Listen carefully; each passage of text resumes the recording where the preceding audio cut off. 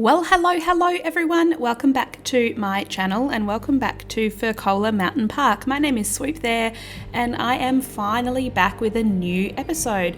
I decided I was going to do an episode that was a implied habitat for now. However, it won't be long before there is a dino in it. You would have seen from the thumbnail that I am building a Dilophosaurus habitat. I decided to do something a little bit different for this episode because I have been gone for quite some time, and I went for a circular viewing area with the habitat in the center.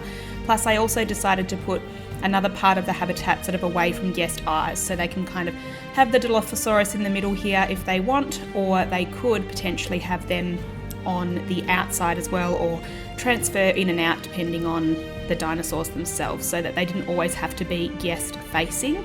So you can see at the moment I'm just going in and doing the roofing, and I thought while I do sort of these parts of the build, I will talk to you guys about where I've been, why I've been gone for so long, and then I will give you some Dilophosaurus facts and talk a little bit about the next Prehistoric Kingdom update and the build that I'm building at the moment itself. There is going to be a live walkthrough at the end, so if you're not keen to listen to me harp on, or you're not really into speed builds, then feel free to jump forward to that. I will put in a timestamp so that you know when that's going to be. So without further ado, let's have a little chat about where I have been. It's been almost a month since I uploaded any Prehistoric Kingdom content, and the reasons are, I guess, more than one. I do have a full-time job. It does take up a lot of my time, much more than most regular full-time jobs take up, and I guess to put out a video like the one you're seeing now, it does take quite some time. So depending on the build itself, it can be anywhere between 1 to 6 hours to build, and then it can take anywhere between 1 to 4 hours to edit, so that it's actually edited decently and it's interesting to watch. So, you know, the voiceovers, then you've got to put, you know, all of the clips over the top, any pictures over the top that you want to do. You need to select the parts of the build that you think people will enjoy, and then you need to speed those up. Then you also have to do any B-roll, so any of the introductions that you guys saw at the beginning, and the real-time walkthrough at the end also takes time. Plus you also need to put music over and under your voiceovers. So there's quite a lot that goes into editing a video as well, and because it takes such a long time, it can often take a whole day, sometimes a couple of days during my weekend, and I was putting a lot of pressure on myself. I hadn't actually gotten any pressure from anyone in my community, which I really appreciate, but I was putting a lot of pressure on myself, and I just needed to hit the brakes a little bit and just give myself a little bit of a rest, because I was starting to become burnt out. And I didn't want to become burnt out, because I really do enjoy being creative and I really love my YouTube community. So I just wanted to give myself a little bit of time to have a bit of a breather, and it really did help. So that's where I've been personally. Then also I'll talk a little bit about Prehistoric Kingdom itself. I was starting to feel, and I still do feel, that because it is in early access, there are still quite a lot of limitations to the game itself, and I'm running out of inspiration. I feel like it's a lot of the same. I can, and I do often spend time looking up inspiration photos and thinking about what I could do that's new. For example, this build that I'm doing here today, but also I don't want to be giving you guys the same builds to watch all the time. So that's something that's quite important to me. You can let me know in the comments if that's something that's important to you. I assume you don't necessarily want to watch me build similar things constantly. So that's another thing that does play into, I guess, the ability to be creative in a game that is still in early access. It does kind of have a limited features, limited pieces, so there is only so much that we can do at the moment. Having said that though, I am still really enjoying creating in Prehistoric Kingdom. I just needed to take a bit of a creative break so that I could continue to give you decent content that I think that the people that have subscribed to my YouTube channel will still enjoy. So thank you so much for being patient with me. I really do appreciate everyone just kind of hanging out and waiting for me to come back. I am back, and I intend to hopefully have at least one upload for you a week, although I won't sort of hold myself to that. I'm going to really just let myself come back to the game when I'm really feeling like I have something cool to build, and that way you guys will see cool builds each time, hopefully. So let's talk a little bit about the Dilophosaurus, because it is coming in one of the next updates. Not the next one, the next one's a minor one, beg your pardon, and then the following one after that is going to be a major update where they are going to give us the Dilophosaurus and the Dilophosaurus, which is really interesting. If you watched my alpha build or my alpha park, you'll remember that you might remember, you also may not, I built a round habitat for the Dilophosaurus. Very different to this one. It was kind of just a small habitat where the Dilophosaurus were inside, and you would watch them from the outside of the building. You wouldn't actually get to go into a building itself. So I'll link that in the top here if you're interested in watching that. But this one is for the Dilophosaurus. So the Dilophosaurus lived in the Jurassic period. I think it was the early Jurassic period actually, and its main habitat was in North America, I think. I think that's what I read earlier, but I could be wrong. It was a medium-sized dinosaur, and it had two big, large crests on the top of its head, which really gave it that sort of, unique look. Its name means two-crested lizard, and it was part of a group of dinosaurs which are known as the theropods. So I just really like this little dinosaur. I know that one of my good friends, Mrs. T-Rex, loves the Dilophosaurus. It's her favourite dinosaur. A little interesting fact that I found out about it, aside from the fact that, it's just a cool dino, is if any of you have seen the original Jurassic Park, they did have a Dilophosaurus in the original movie, the Jurassic Park, but it was shown to be able to spit venom, and it also had like a foldable frill around its neck.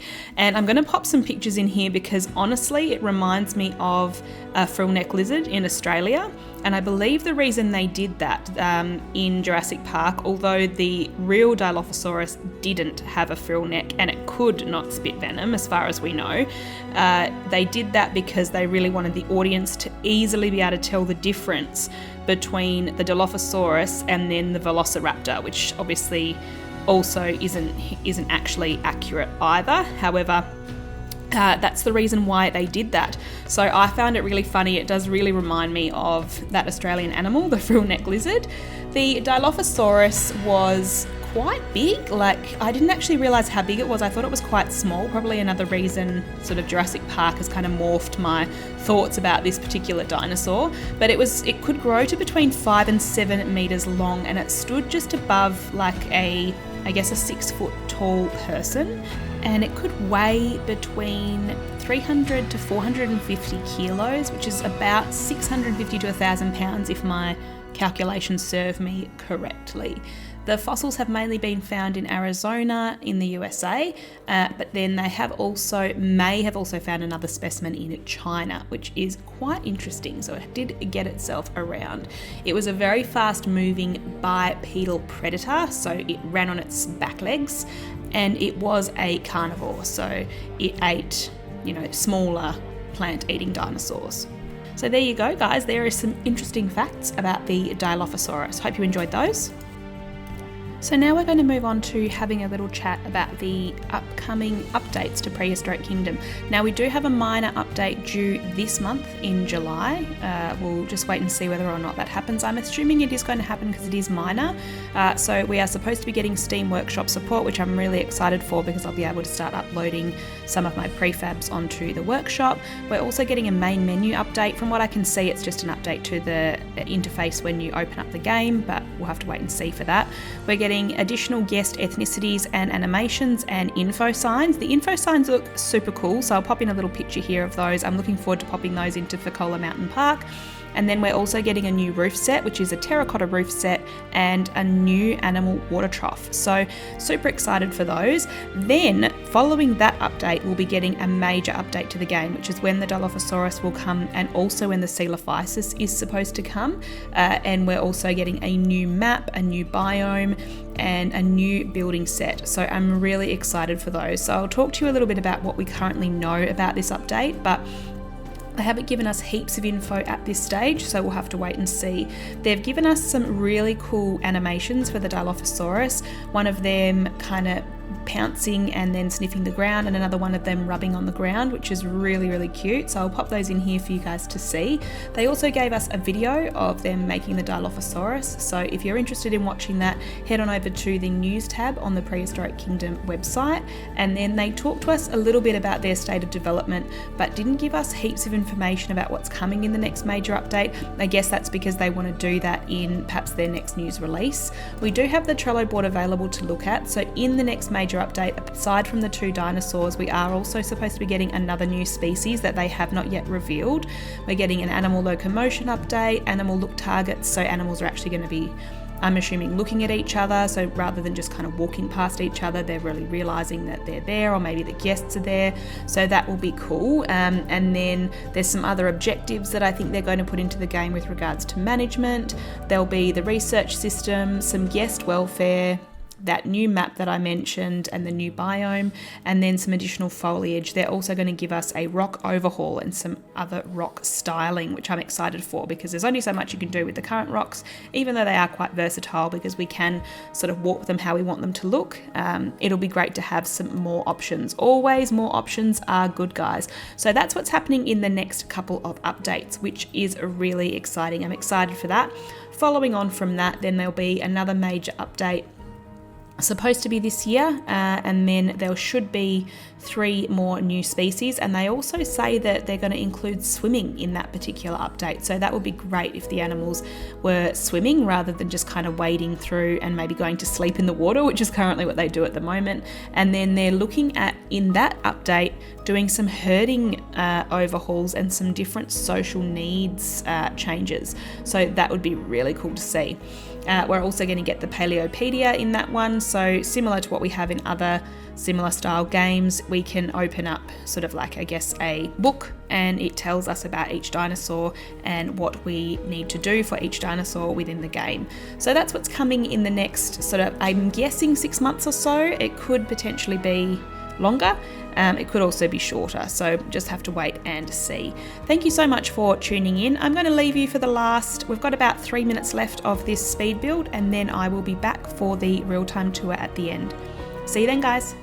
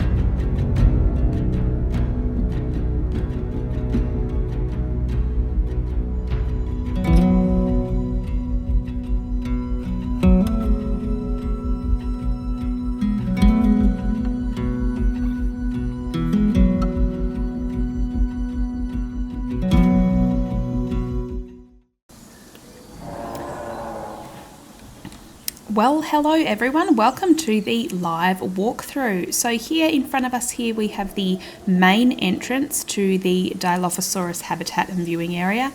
So we're just going to wander on down and have a little look that way. I have just a couple of things that I still need to add to the building. So there's a few sort of small details that I still want to add in. You can see I haven't got like a foundation to the building yet. I do want to pop that in. Just small things to make it seem a little bit more realistic. We've got a seating area and a planter outside the front here, and then we also have another seating area over here. This one is more for the small cafe that is inside. We'll just head on over here and there is a little staff only access point, so we'll just head on down there and show you. So we have the backstage building here, which is yet to be completed, so I do need to make some adjustments to it so that it fits in with this habitat itself, but it does look good from the guest facing, which is all that really matters. And then on this side you can see we also have a backstage little area for the Dilophosaurus to be in. So there is sort of this raised up doorway here for them to come in and out of the interior habitat, and then inside here is like a little indoor shelter for them. It should be plenty big enough because an iguanodon can fit in there. I did test it out, so although it doesn't look very big, it actually is quite big in game. So there you go. And then we have like this backstage area where they would bring in, I'm going to pop I guess like a roller door on this side where they would bring in the Dilophosaurus, and I also have inside there little sleeping area here, I have a keeper door. So depending on where they had the Dilophosaurus, they either have them on the inside, they could close down the interior roller door and then come into this side to clean, or vice versa. So they can sort themselves out that way. They also have other options if they want to lock them into this big building as well, they can do that also. So that is the staff area. We'll head on back this way, back to where the guest facing part of the building is, and we will go in through the door. So if you were a guest, you wouldn't head that way obviously, because that was where the staff go. You would come this way, and you have a choice. You can either go in to see the Dilophosaurus in this way, or you can head this way down past the river. We're going to head inside here, and then it sort of gets sort of dark and moody in here, and you have this beautiful vista into the Dilophosaurus habitat. Don't mind that Z fighting. We will sort that out one day, but today is not the day. In order to make a round building, there was going to be a lot of Z fighting. And then I used some of these new, I guess, trees and so on to make it look a little bit more interesting inside. And we have just a small cafe here where people can just kind of grab something to nibble and some coffee before they want to continue on around the park. So here we have the custom Dilophosaurus information board, and I've placed those around the entire perimeter of the viewing area. So you can just kind of come in, and wherever they are in the habitat, you should be able to catch a glimpse of them. But if you can't from where you sort of are standing right here, then I mean you can walk all the way around, and there are some seats and signs all the way around for you to sit on and for you to view them. So sort of, oops, we're outside the building. So from any kind of angle, you do have the opportunity to get a good look at them. Then you can see over here is the entrance to the backstage area, and then that little entrance for the Dilophosaurus to come in and out of. And if we continue on around, there is another exit / entrance over this side. So, you know, if you've seen them and you don't want to continue on around the outside of the building, then you can just go out this way. There's some seats here, but it's not really, you're not supposed to stay here and just kind of wait or anything like that. You kind of get herded around this way, and that at the moment just takes you back to the main entrance for the Dilophosaurus. I will zoom out and show you in just a moment.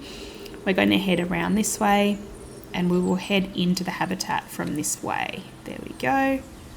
Head on in. So this is what it looks like on the inside. There is a pool in the middle here, which has a grate for draining, because this particular habitat would be subject to flooding. So whenever it's raining, they can kind of turn this on and it kind of drains away the excess water. And then if we just zoom out, this is what it looks like from the bird's eye view. So it is quite big. And then what we'll do is we will pop an iguanodon in so you can see how big the habitat is. So it should be plenty big enough for a Dilophosaurus or a couple of Dilophosaurus. Let's just make a iguanodon here, and we will place him in.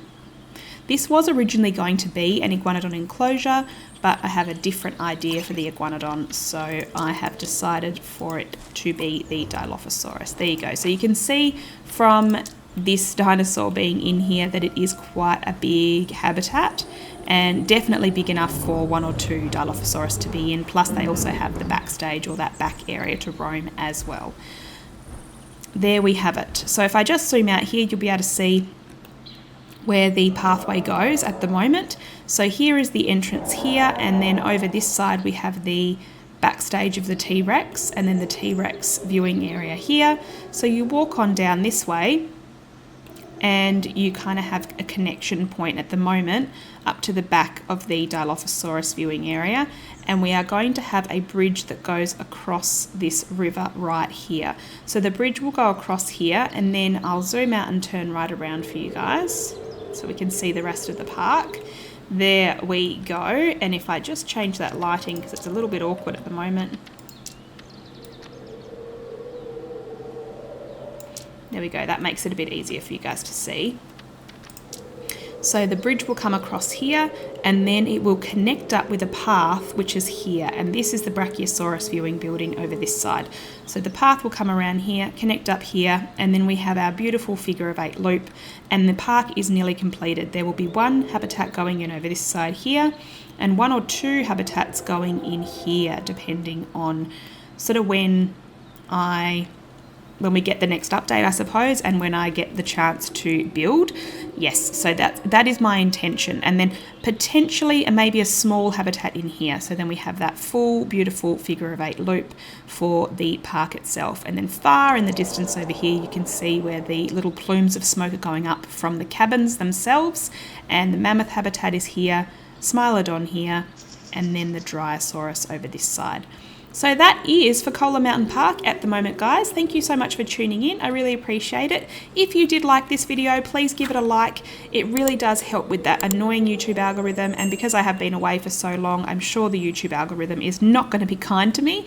And subscribe if you haven't yet subscribed. We are nearly at 2,000 subscribers, which blows my mind. So if you want to be one of those first 2,000, then hit that subscribe button. Otherwise, guys, as always, I'll see you in the next one. Take care. Bye.